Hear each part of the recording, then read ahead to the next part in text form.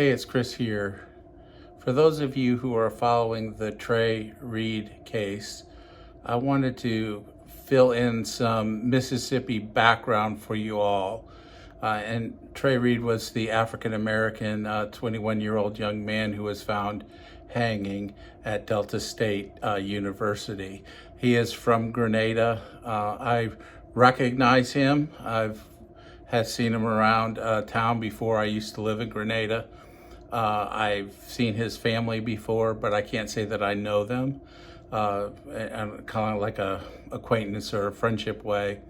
But I wanted to give some background information on how things work in Mississippi, specifically when it comes to the coroner and how coroners are in Mississippi, because I'm seeing a lot of these independent news organizations, everything from like Chicago, New York, Los Angeles, have in mind coroners like they experience in their big cities. These coroners that are medical examiners and medical doctors or doctors of osteopathy, and they're licensed physicians who are trained in autopsy, forensics, pathology, and toxicology, and things like that. That's not how things work in Mississippi. And I want to explain that. But first, I would just ask if this has your attention, that you would share this. I really, if you go back to my channel, I don't spend a lot of time really talking about sharing videos.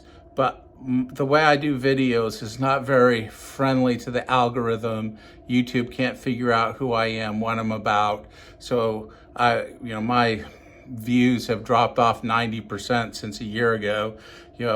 Last year at this time, most videos I'd make would get between 1,000 and 4,000 views, and now they're down to 100, 200 views, and that's okay.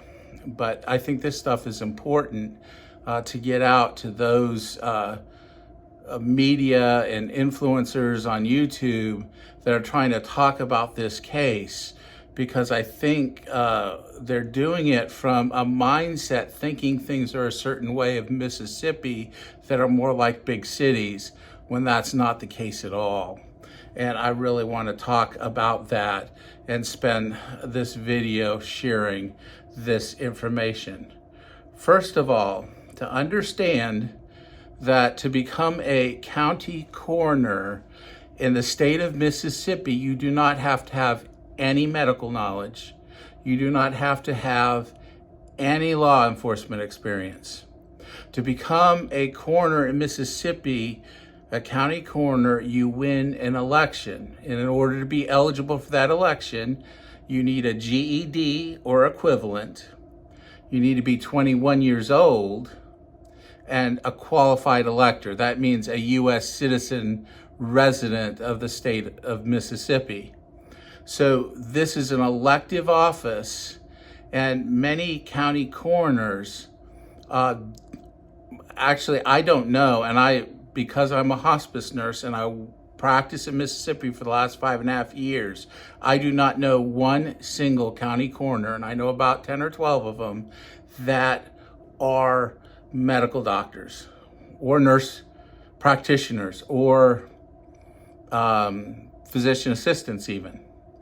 I know a few that are registered nurses. I know one that's a paramedic. I know one that is a director of EMS system in a county. I know the majority are funeral directors in funeral homes, because in almost all Mississippi counties, except for the very, very big ones, being a coroner is a very part-time, like, side gig. It's not a full-time job.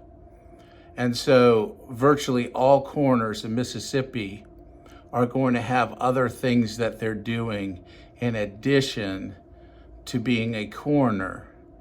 And for the most part, they're probably, if I had to wager, which I don't, but if I had to wager, I would say that they somehow or another either work for a funeral home or own a funeral home.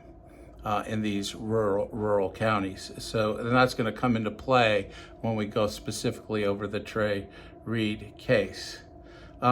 They do take a state death investigation training class. I think it's basically like a 3 credit hour community college class. Those are the coroners that I know that I've talked to about it. And most of that is about preserving information, preserving evidence, a lot of what that training is. So it's not necessarily, step by step of how to conduct medical examination and how to, like a coroner would do. It's about how to preserve the integrity of an investigation to get what you need to get, what do you need to collect and get to the state crime lab in Jackson, Mississippi. So you want to understand that that a lot of these men and women who are county coroners, and they're very good. I'm not knocking them at all. I know many that are just outstanding, have virtually all of them in how they do their coroner work, but they do have limits of their training, and they're not medical examiners. They're not qualified to conduct a full medical examination, an autopsy, to do forensic pathology, to do toxicology and things like that. They may send the stuff to the lab. They often are accompanying a body chain of custody from their jurisdiction down. They'll be driving a body down to Jackson. But it's just important to understand that at best what they're doing is making arrangements for things like preliminary exams, external exams, and more often than not, it's going to be a determination. Well, not more often or not, it's always a determination by the medical examiner, send this body down, we need to look at it, or they report to the examiner, and under certain cases, they might not require examination. One of those things where they report in Mississippi to the examiner is cases of suicide. An autopsy will, medical examiner say, if it's clearly a suicide, they may not ask for the body to be brought down for an autopsy in Jackson. So if everybody is saying, as in the case of Trey Reed, there's no evidence of foul play, you're saying to the state examiner, there's nothing, we don't see anything here, then it could be, I think it's probably changed with the public outcry, but it could be a situation where they say, no, we don't need to examine the body, go ahead and just release the body to the family for a funeral or whatever. Why I'm saying this is that if somebody wanted to avoid an autopsy in Mississippi, they just need to convince the state medical examiner in Jackson that it is clearly suicide and that the body just needs to be released to the family. And then if the family, once the body's released and the medical examiner says, I take a hard pass, then the family could pay for a private autopsy, but those are awful expensive. And I don't know that the family of somebody like Trey Reed would have the resources to pay for a private autopsy. So the one thing that just kind of struck me was just how quickly they just said no foul play, because the coroners I personally know in a circumstance like that would be keeping their mouth shut, not making comments, and talking to the state crime lab, the medical examiners there, saying, hey, we really think something really suspicious is going on here, and wanting a fuller investigation. I don't have any inside knowledge as to what's being done or what's not being done, but that just struck me, just knowing how it works in Mississippi, that they were so quick to come out and talk to the press and just say, "Oh, there's nothing to see here. There's nothing. There's no signs of any kind of crime." Now, part of that could be the extreme sensitivity in Mississippi towards an African-American young man hanging at a college, given the history.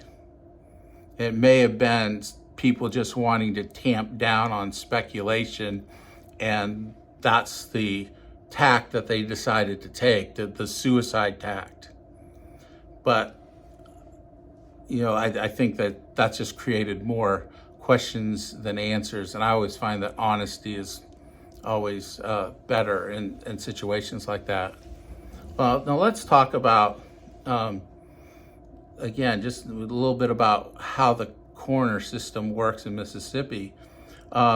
Just a little bit of research. Randolph Rudy Seals Jr., there is a Seals funeral home in, I believe, Cleveland. So my guess, if those of you who are investigating, that he is probably a part-time coroner, elected, and under him he has some deputy coroners that aren't elected, but he gets to help him out. And there's not a big money around this. Again, that's why a lot of funeral homes say they find it, I don't want to be so crass, but it's good for business to be a coroner in a small county when you own a funeral home.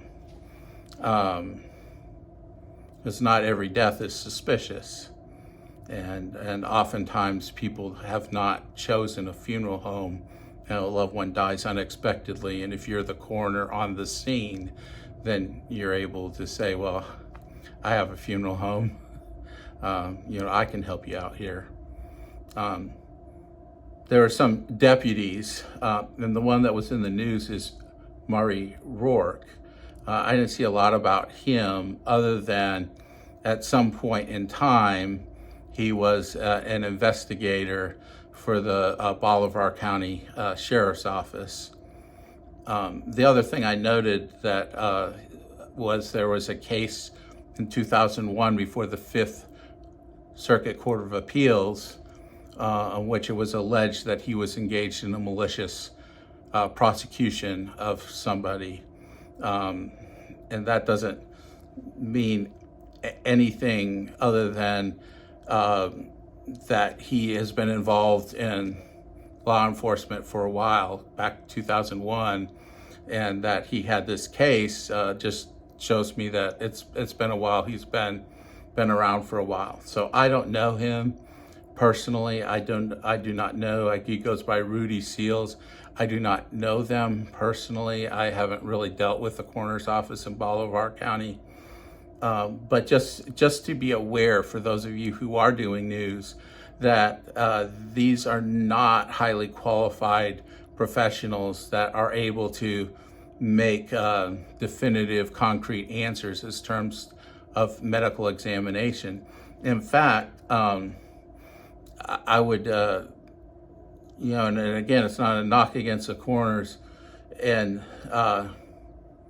Mississippi that are elected, but I would rather reach out to the state medical examiner's office where they have the medical doctors that are doing all the examining and doing the pathology and the toxicology and the autopsy. They're going to be more able to definitively comment on the circumstances physically, what they find in the body surrounding death. Because I'm a registered nurse, and there's a lot of times with medical training, we do notice things that other people don't notice, but also we don't have the training in everything. And sometimes we miss things just because of lack of training and experience. And just understand, in rural Mississippi, we're not talking about coroners that are dealing with murders or suicides like every day of the week. And for some counties, it may be a once or twice a year thing or every other year thing. So it's not like a frequency kind of thing, and they might not even know what they're looking for. So to just jump out in front of the news, I think is less than helpful. I think it would have been better if they didn't comment at all, because they're not necessarily the most qualified people to really speak on issues of medical examination. What they're really doing is assisting the state medical examiners by collecting data, preserving the body, the integrity of the body, all those kinds of things to make sure that a good quality exam can be done down at the state crime lab. And I really, I'm speaking up and sharing this because this has really grabbed at my wife and our hearts. I see the picture of Trey Reed and say, I recognize that young man. And again, I don't know him, but in a small town, you recognize people even though you don't know them, that you see over and over again. And it just breaks my heart. Whether it was foul play or he hurt himself,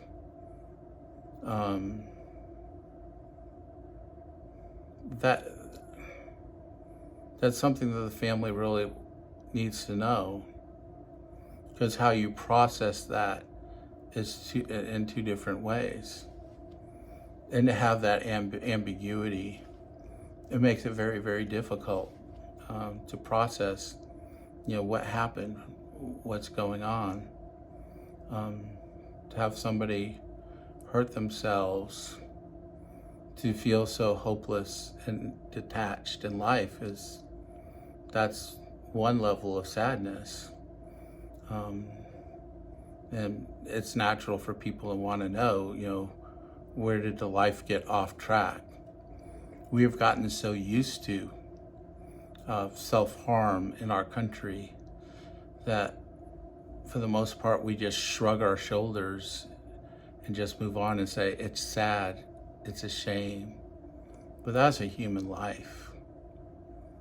A human life, when we take our own life that is so in despair, and nobody can tell me that it's just okay and that we just have got to move on. On the other hand, if it was foul play, there's a whole bunch of questions, like why do something so symbolic of the racial hatred that existed and some people say still exists. I don't think it's personally as bad or intense as it is now as it was, but in some pockets it was. And my son was just reminding me of a private school that he and his school played against. This would have been maybe 15 years ago. So, somewhere around 2012, maybe 2013. And one of his players on his team was African American, and they about got in a fight. They had to stop because the players on the other team started to throw out racial slurs at their friend who was black, and they weren't going to stand for it on the team. And he was just reminding me of that, and that still can be an issue in rural Mississippi. So why, if it was foul play, why that symbolism? And that's very, very disturbing to think about and very dark. But I think those are questions that we need to answer, and the family needs to know. Was he just targeted at random, or because of the color of his skin? Or was there something else going on? You know, I think I want to know as a dad. But all these things are just questions that we need to ask and answer. And I don't think giving too much credibility to the county coroners, even though they might be fine coroners in the Mississippi County coroner system, don't give it too much credit. Let's wait for the medical examiners, the medical doctors who are trained to do the exams at the State Crime Lab in Jackson. Let's see what they say. I don't know what they're going to say, but let's wait for the experts to speak and not let people jump before the media and try to play experts that aren't experts, if you understand what I mean. Anyway, thank you. And if you are somebody that's part of the media or whatever, I appreciate you listening and sticking through all my ramblings.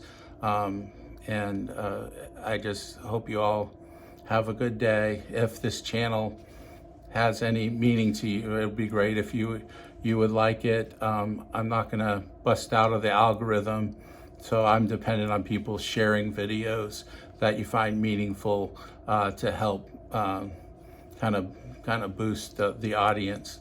So I appreciate if you do that. Anyway, have a good day. God bless.